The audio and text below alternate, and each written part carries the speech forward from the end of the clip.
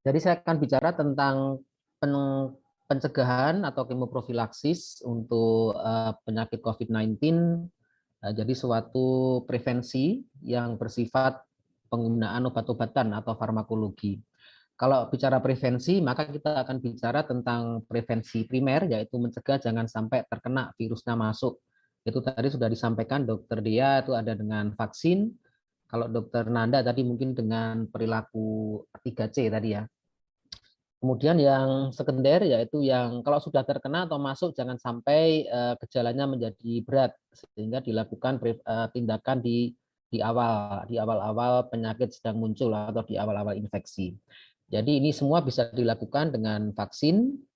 Kemudian kalau yang prevensi sekunder tentunya dengan obat-obatan yang bagus ya, baik antiviral maupun obat imun atau obat-obatan yang lain. Nah, kalau pencegahan dengan vaksin tadi sudah dijelaskan memang sebagai salah satu cara untuk mencegah infeksi, di mana vaksin ini berfungsi untuk merangsang kekebalan tubuh dan bisa menurunkan fatalitas, jadi angka kesakitan dan angka kematian akibat COVID-19 dan bisa mempercepat capaian herd immunity. Kemudian bermasalahnya adalah vaksin memang telah tersedia luas. Tadi Dokter Nanda mungkin cakupan di Indonesia hampir 70% ya Dokter Nanda. Kemudian bermasalah adalah beberapa individu tidak dapat sepenuhnya divaksinasi, mungkin ada beberapa kondisi yang menyebabkan kontraindikasi untuk diberikan vaksin atau kalau sekarang trennya itu kata-kata tidak layak vaksin.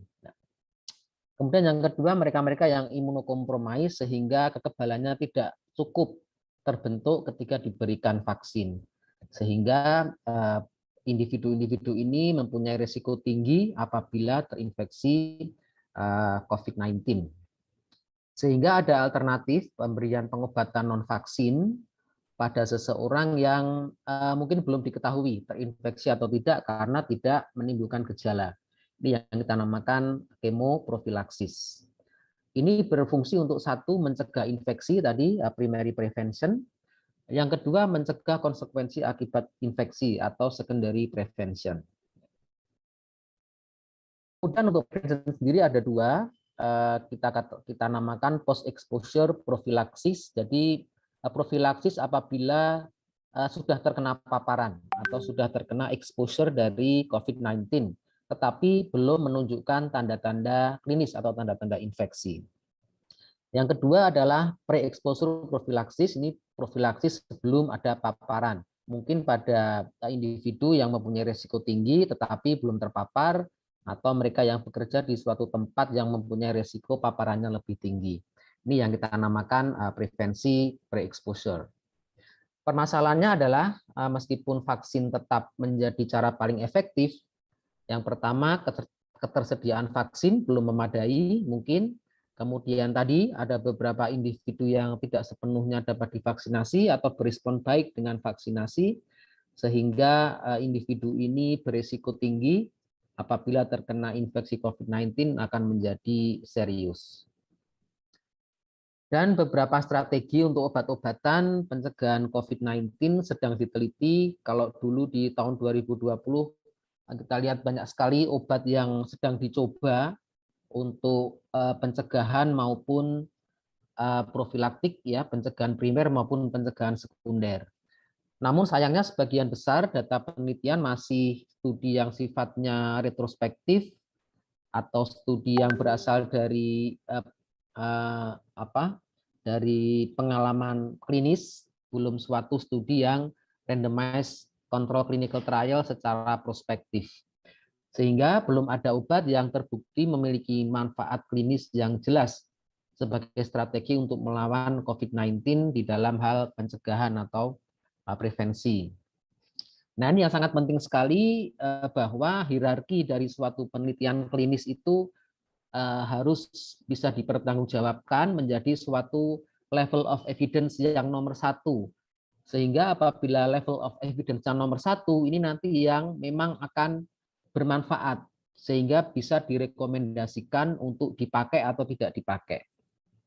Beberapa penelitian masih level of evidence 4, 5, atau mungkin 2 yang paling tinggi, yaitu masih dalam penelitian Bahkan ada yang masih penelitian belum di manusia ya, sudah diklaim bahwa dia bisa sebagai obat prevensi, meskipun akibatnya karena belum mencapai level of evidence 1, belum direkomendasi. Apa itu level of evidence 1? Yaitu penelitian yang menggunakan eksperimental randomized control trial. Jadi pemberian obatnya itu di random, kemudian ada yang sebagai kontrol dan diikuti sampai terjadinya COVID-19 atau tidak. Itu baru suatu penelitian bisa dipakai sebagai rekomendasi. Nah, ini beberapa terapi yang sudah direkomendasi karena sudah mempunyai penelitian yang bersifat randomized control clinical trial. Salah satunya adalah obat ini yang bisa dipakai untuk terapi profilaksis, sudah disetujui oleh FDA atau BPOM-nya dari Amerika sebagai obat untuk penggunaan emergency pada mereka-mereka yang mengalami paparan COVID-19.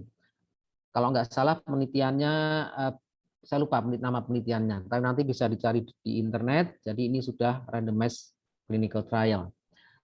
Kemudian beberapa penelitian ini sedang berlangsung, yang saat ini mungkin juga sudah memulai tahap RCT, tetapi sampai sejauh ini belum ada bukti-bukti yang bisa dipakai untuk direkomendasi sebagai pengobatan pasca infeksi COVID-19.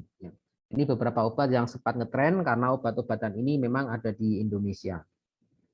Kemudian untuk terapi, ini ada obat antiviral remdesivir yang sudah disetujui karena memang sudah melalui RCT dan memang terbukti bermanfaat atau ada efikasinya untuk melawan COVID-19 sebagai profilaksis pasca paparan atau sebagai terapi.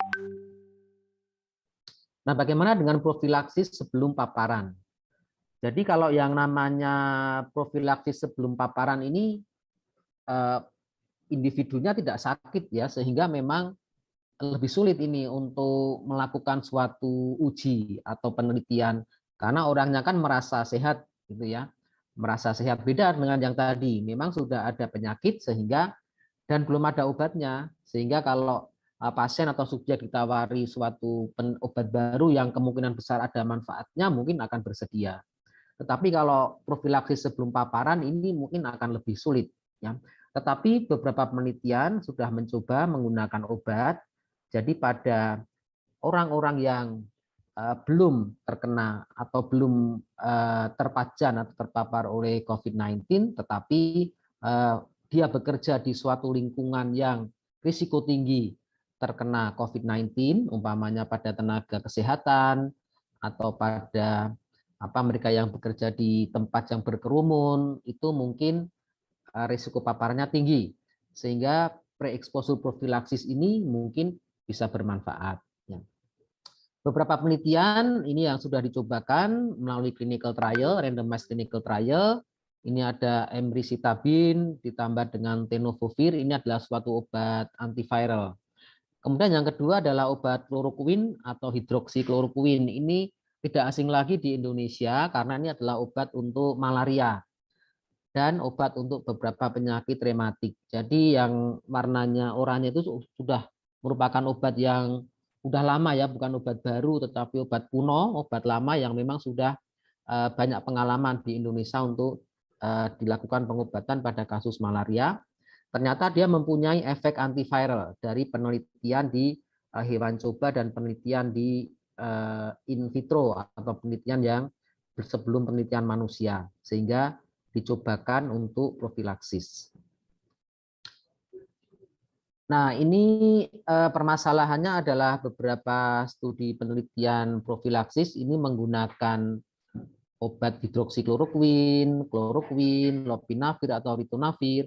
Ternyata yang kita namakan underpowered. Underpowered itu adalah belum cukup kekuatan untuk menyimpulkan apakah obat-obatan ini bermanfaat secara kemoprofilaksis. Karena seperti kita ketahui, suatu penelitian itu harus betul-betul didesain dengan baik dan juga sampelnya atau subjeknya itu representatif dengan kondisi yang ada di masyarakat.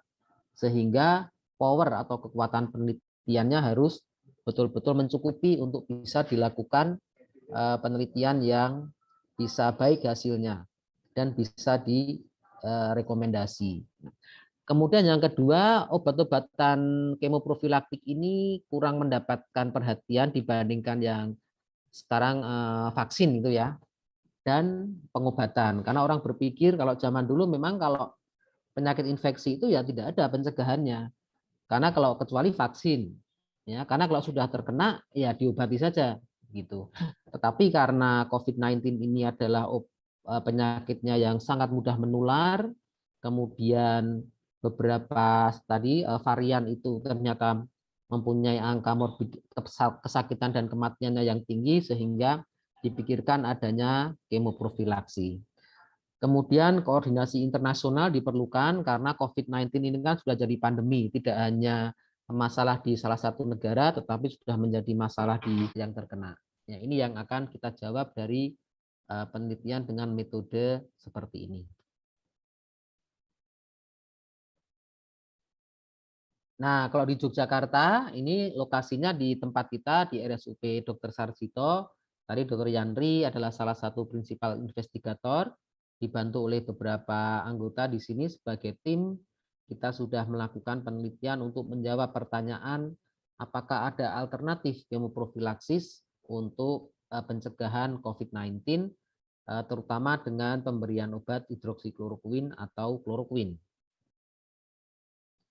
Kriterianya ini dewasa yang akan kita rekrut untuk subjek penelitian ini dan belum pernah terdiagnosis COVID-19, tidak sedang ada gejala pada waktu melakukan penelitian selama subjek di enroll atau subjek dimasukkan ke penelitian H0, belum pernah divaksin COVID-19. Nah, jadi kalau yang sudah vaksin ya sudah tidak bisa mengikuti penelitian ini karena sudah mendapatkan vaksin. Kemudian tidak sedang hamil bagi yang perempuan dan harus ada informed consent untuk mengikuti penelitian dan nanti tidak mengobati diri sendiri dengan obat-obat yang lain dan mempunyai akses smartphone atau akses internet. Baik, demikian untuk paparan saya. Mungkin setelah ini akan kita sosialisasikan lagi apa itu kloroquine atau hidroksikloroquine sehingga kenapa obat ini menjadi salah satu sempat menjadi primadona waktu itu 2020, tetapi sekarang akan kita coba untuk apakah ada manfaatnya untuk kemoprofilaksi atau pencegahan. Ya, baik, terima kasih. Mungkin saya izin untuk men-sharekan video. Silakan.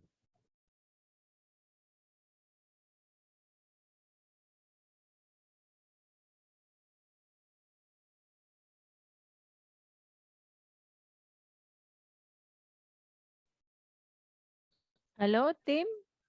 Ya, mohon tim silahkan kita share video pengetahuan tentang kloroquine. Ya, monggo Bapak Ibu bisa dilihat di sini video animasi tentang ya kop-kop dan kloroquine. Silakan. The Inca civilization, the bark of cinchona tree was used to treat malaria.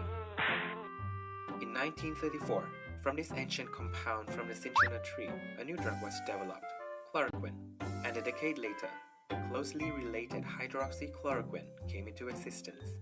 These drugs have been used for malaria prevention and treatment, and in the treatment of conditions like rheumatoid arthritis for over 60 years. During this time, over 5 billion treatment courses have been given. The widespread use was in part due to the excellent safety and tolerability of these drugs. The emergence of COVID-19 led to the search for drugs for prevention and treatment. Experiments showed that the chloroquine and hydroxychloroquine have antiviral effects against the virus which causes COVID-19 and protects cells from infection.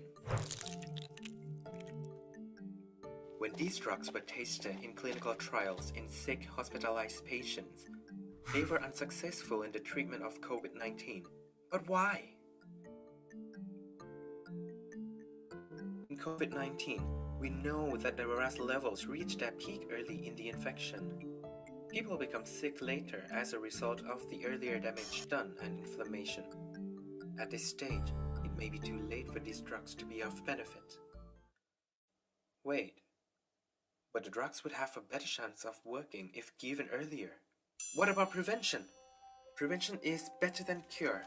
It is easier to prevent a fire or put the fire out early rather than late when the damage is done. And the same is true with infections. So, we still need to study these drugs for prevention in large, high quality clinical trials.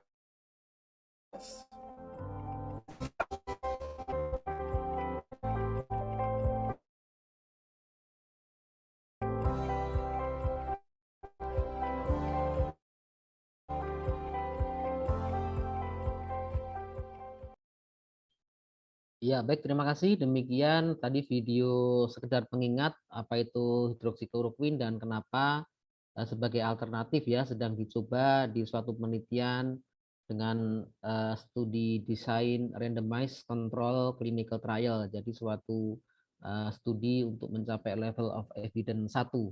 Jadi sehingga apakah nanti direkomendasi atau tidak nanti tergantung dari hasil penelitian ini. Baik, kami kembalikan waktu kepada moderator.